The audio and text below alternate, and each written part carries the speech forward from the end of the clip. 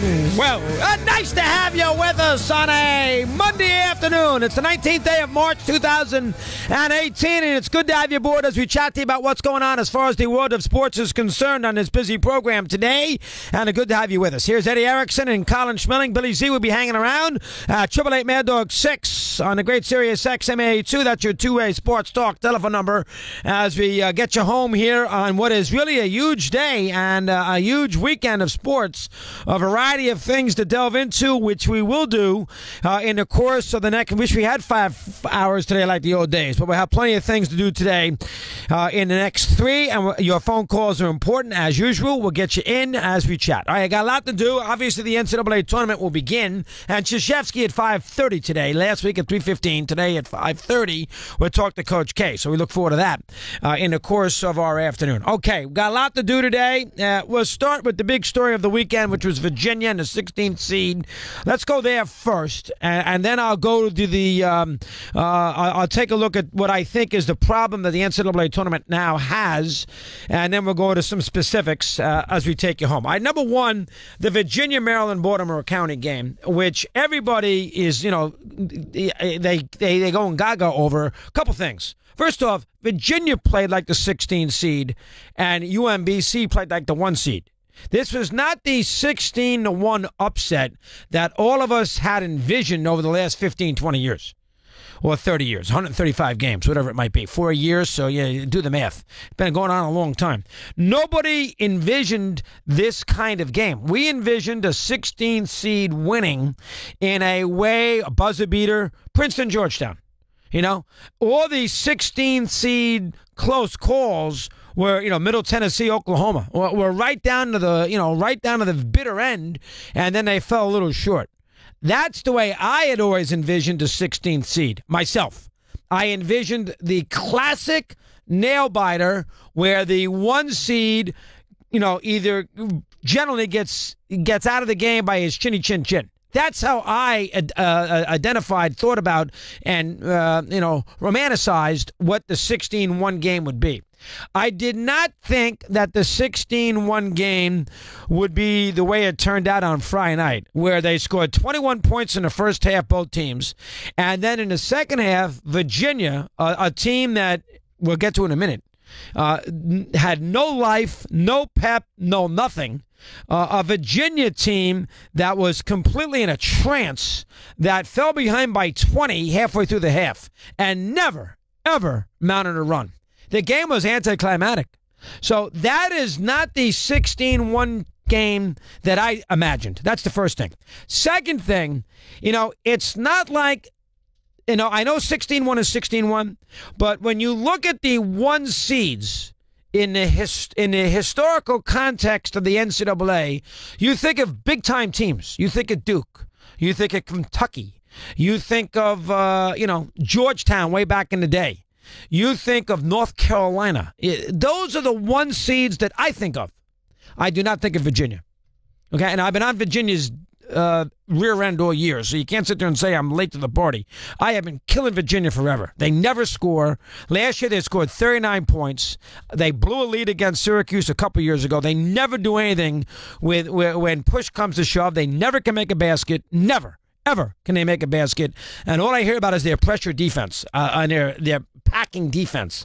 It's all a bunch of nonsense and garbage. Because when I need Virginia to go out there and show some toughness, and I don't give a crap if what they did in the ACC tournament or in the ACC regular season. There's nobody in America today who could tell you what their regular season record was in a conference or who they beat in a conference tournament. Nobody in America cares.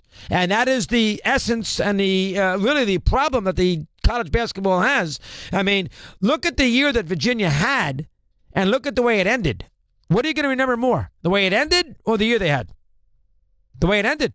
Now, if they lose in a championship game, you're going to say, wow, what a season. We won this, we did that, we go all the way to the Final Four. Not this time. You lost to a 16 seed. You were 17-1 in the ACC for crying out loud. What a conference tournament.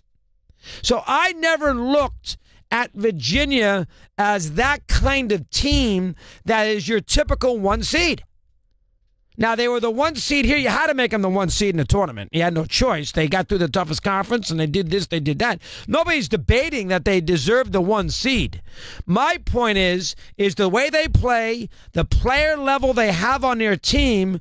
You know, there's no James Worthy on Virginia. Right? There's no number 1 draft pick on Virginia. There's none. Zero.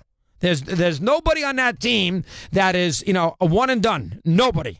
They have very marginal talent for a 1 seed kind of team.